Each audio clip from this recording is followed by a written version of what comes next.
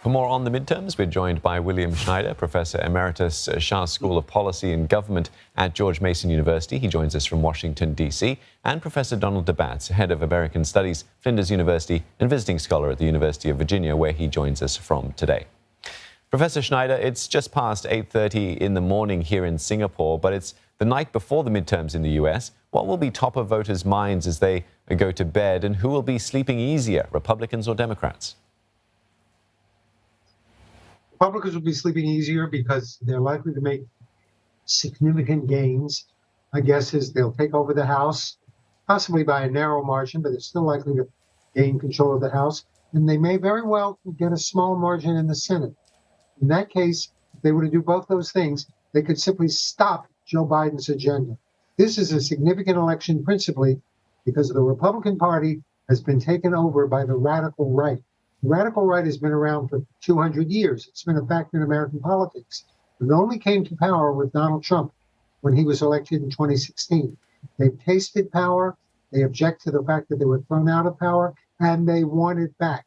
And they see this election as a big step towards regaining power for the radical right.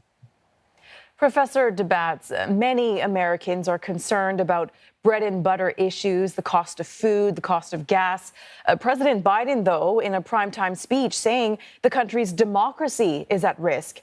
Has his rhetoric been too lofty? Is painting all Republicans as extremists a strategic misstep?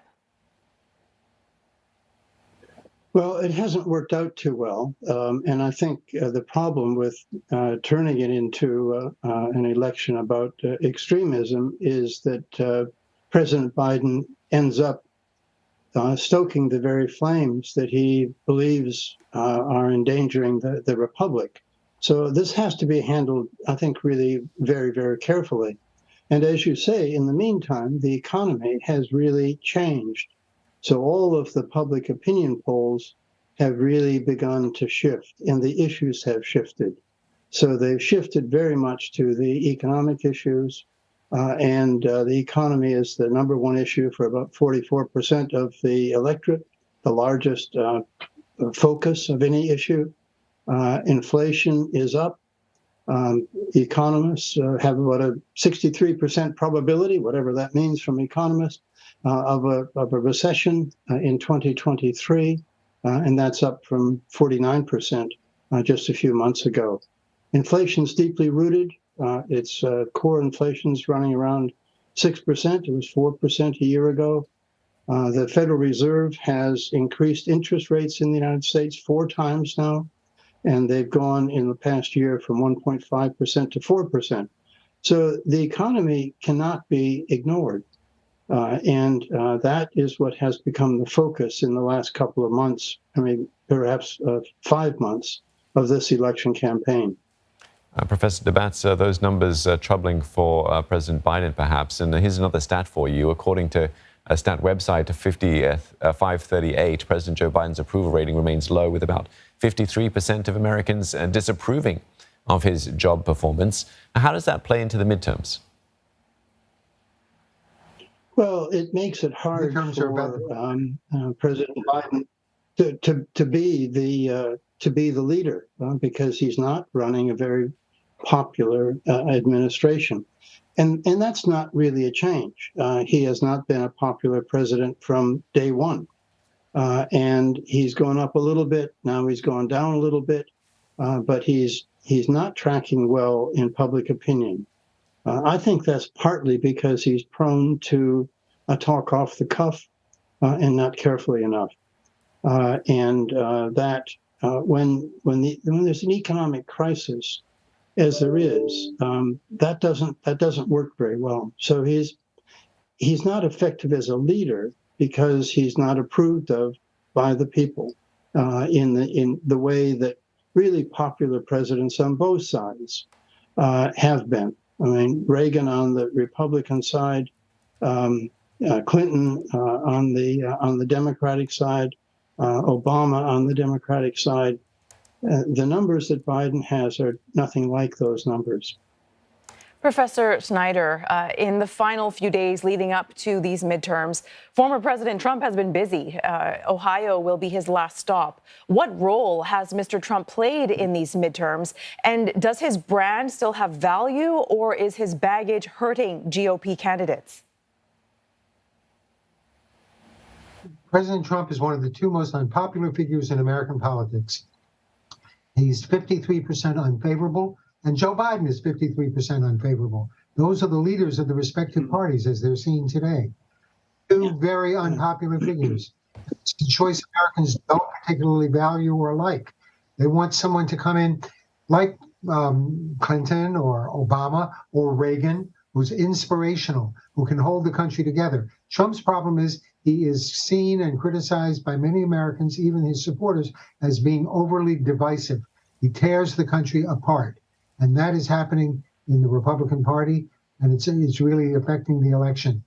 You have a very deep division going on in the United States, and Americans simply don't like it.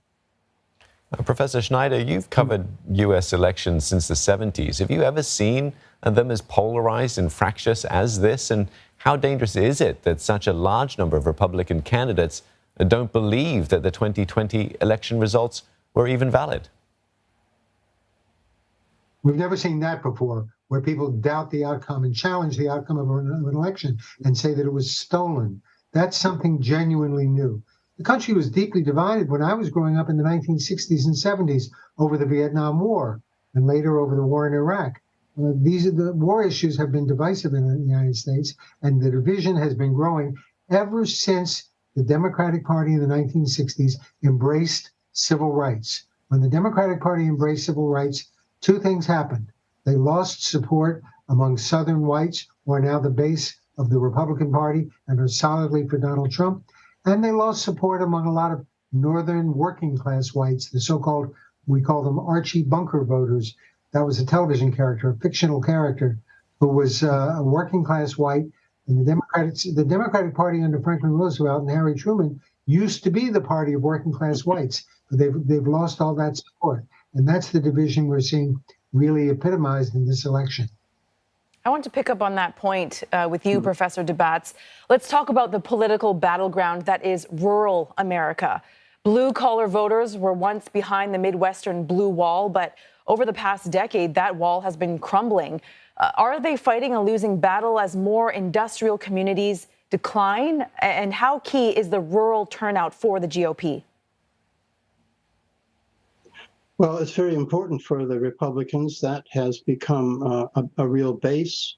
That's not necessarily new. It's the urban working class that is a real shift, and that has moved quite significantly from predictably Democratic. I mean, after all, the Democratic Party held majorities in the U.S. Congress almost exclusively from the Depression in the 1930s up until the 1980s, nearly a half a century. And that's being undone.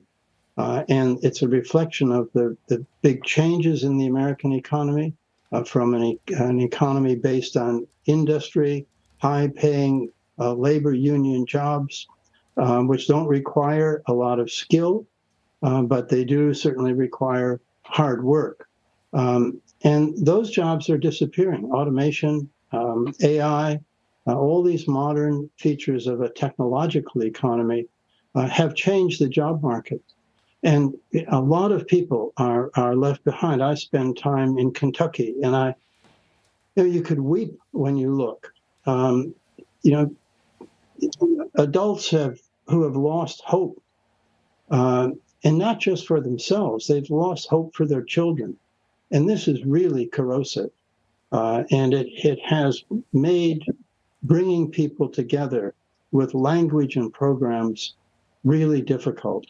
And of course, the digital world has also allowed foreign and domestic foes to play with the divisions in the American electorate.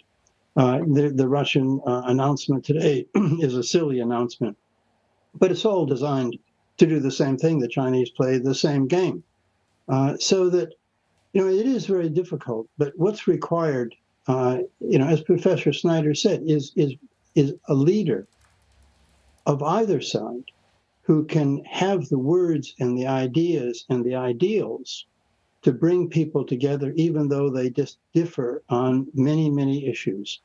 So that, I think, is a real challenge for the United States.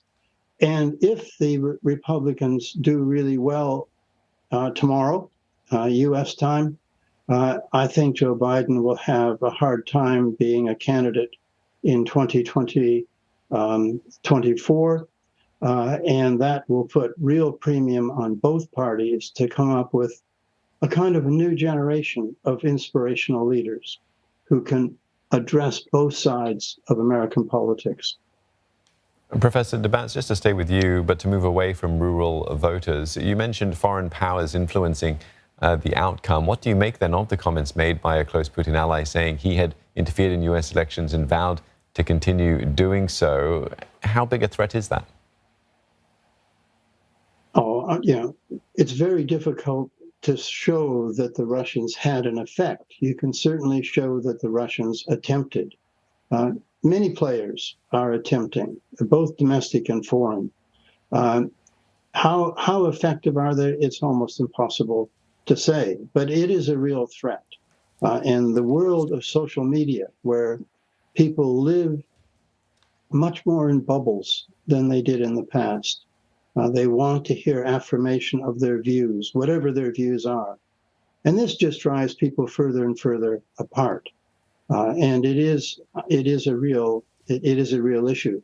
The United States is alive and well to the risk that the Russians pose, and there's no indication that the election is at any risk at all, or indeed that the last election was interfered with in a serious way that had an effect.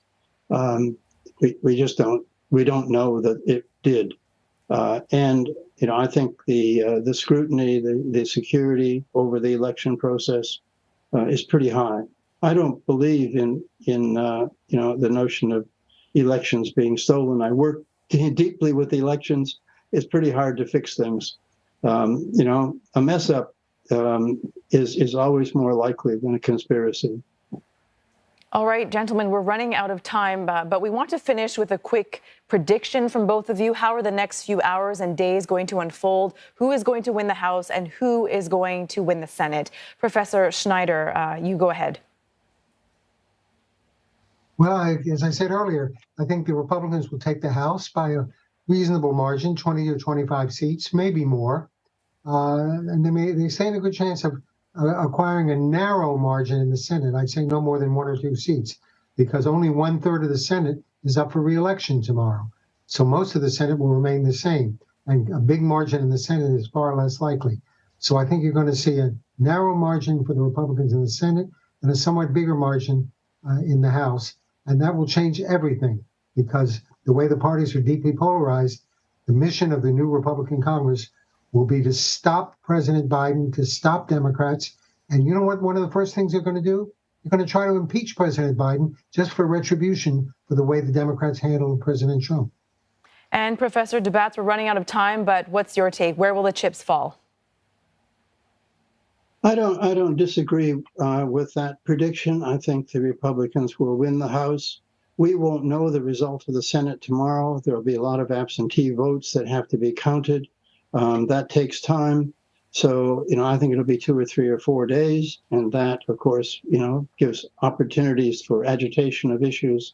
But, I think that's the result. The last thing I would say is that, Biden spent years and years, decades in the U.S. Congress, and he knows how people can work together. And my hope is that he sees his own legacy at stake here, and that he can go on the offensive to try to bring Republicans along with him, and to be genuine about that, and to make overtures, to be a leader in the Congress, and get in and talk to people, as Biden always has.